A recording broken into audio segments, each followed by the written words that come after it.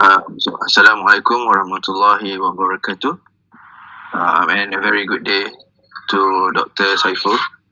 My name is Hirzi, student ID 2017875952, together with the rest of my classmates, Cik Syafiq, Akmal, Jumadi, Cik Mohamad Husnierizal, Cik Mohamad Faridzul, Sukarni, and Cik Zainal, Affiq, Zainal, Abbidin, with their respective student IDs as per stated in the screen.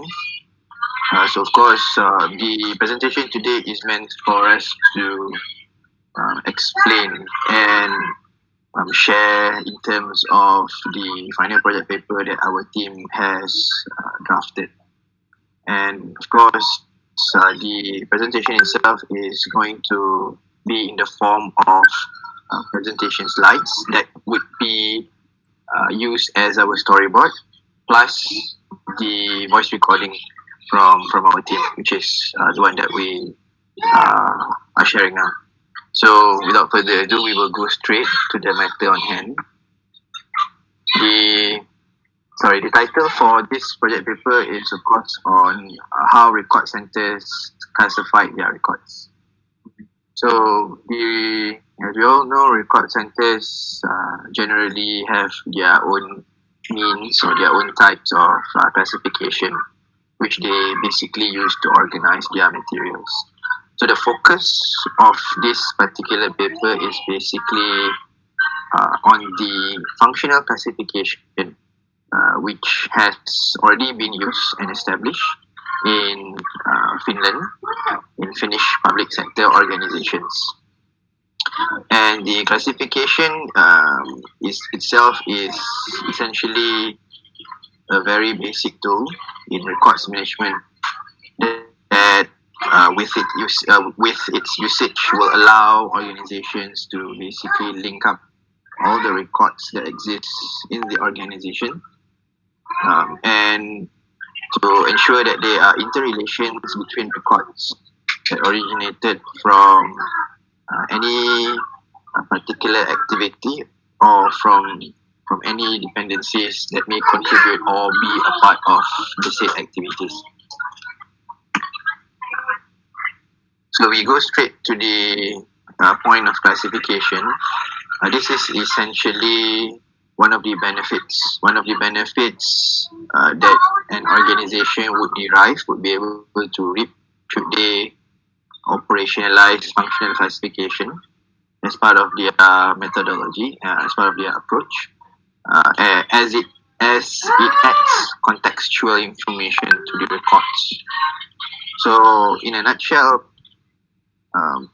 the point of classification, the context is essentially the integral part of understanding in terms of the meaning of an individual record, as the definition of a record lies on its connections and dynamic relationship between other records.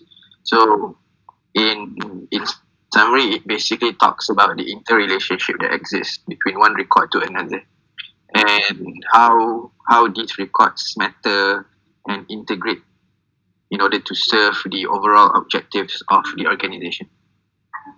And next, the functional classification is by nature flexible. It is considered flexible because it does not merely classify records into their respective functions, but at the same time, it also enables them to be appraised the business functions that are basically using them.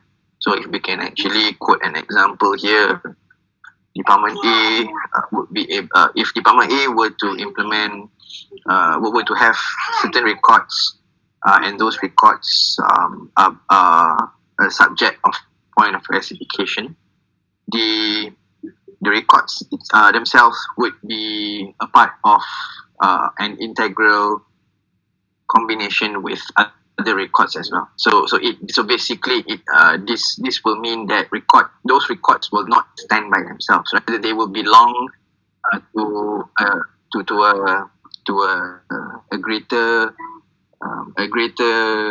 combination of other records that can be utilized by the organization. Of course, when it comes to records, and as in any other business processes that we have in a particular organization, problems bound to happen.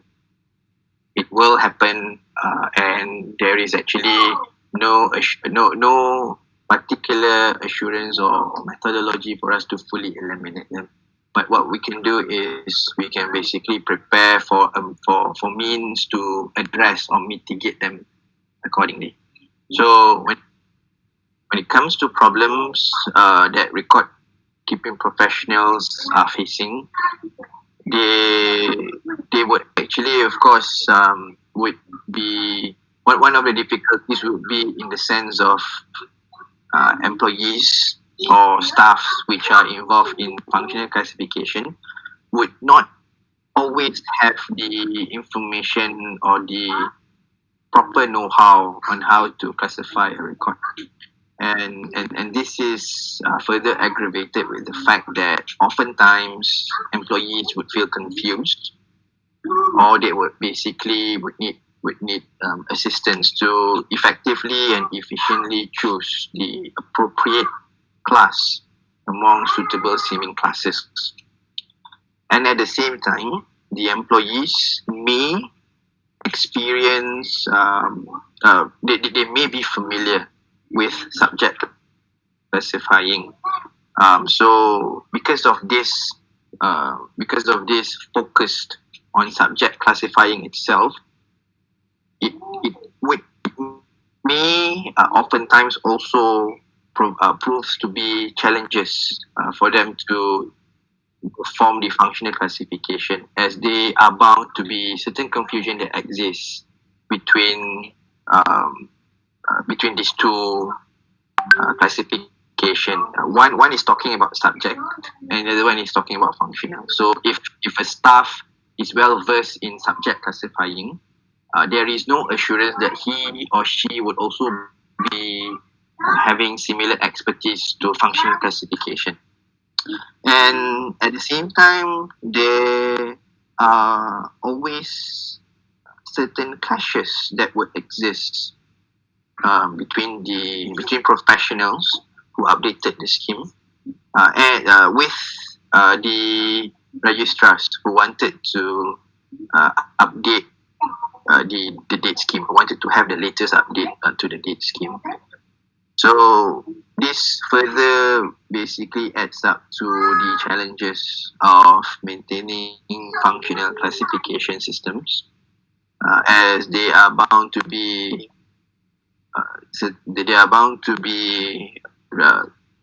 restriction or issues to merge the understanding between professionals who updated the scheme against other professionals who wanted to update the date scheme to the latest ones. So if we go to the next slide, this is basically talking on the suggestion on classification systems. So as we all know, maintaining and updating the functional classification system is essentially one of the basic functions of basic responsibilities of employees at any organization.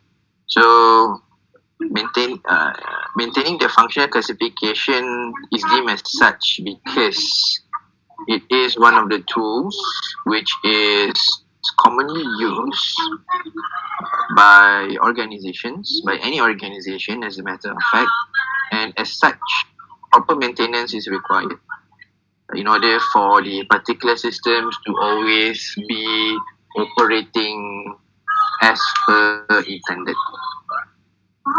At the same time, there are also various ways, various means, various methodologies that can be incorporated, that can be used to maintain the functional classification system. And one of the common ones that is typically used in an organization is, of course, usually being conducted at the lower level of the functional classification system. And because of the nature of the system itself, the terminology used is always being attempted to be made as general as possible in order to avoid from the regular need for changes. So essentially, simplification is the key here to ensure that the terms used are essentially business friendly, and at the same time can withstand the adverse effect of time, regardless of which generation of employees that maintain such records.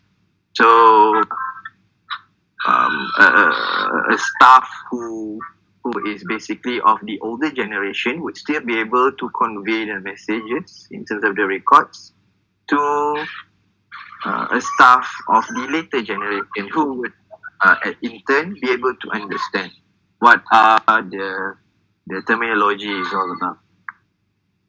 In conclusion, functional classifications, as any other classifications that exist, have their own challenges in terms of their implementation, and most of the time the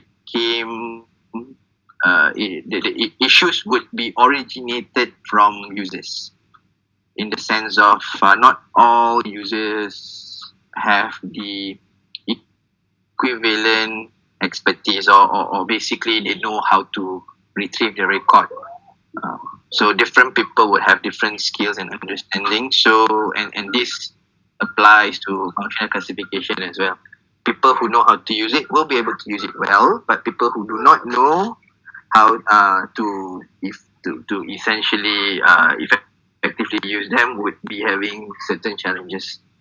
So it is generally accepted by certain experts that functional classification works, easy to be maneuvered, easy to be implemented and operationalized.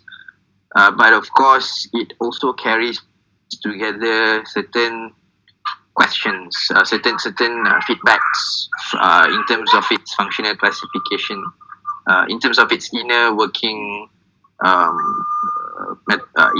itself, and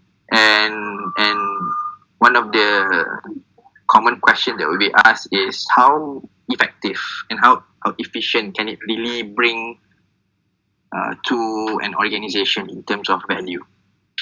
So the conclusion that we have here is essentially based from all the points that we have discussed in the previous slides.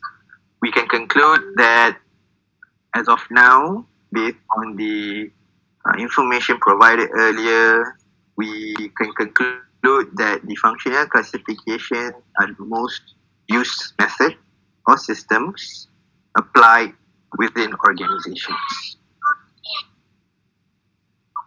Thank you very much. That is all for the presentation on this final project paper.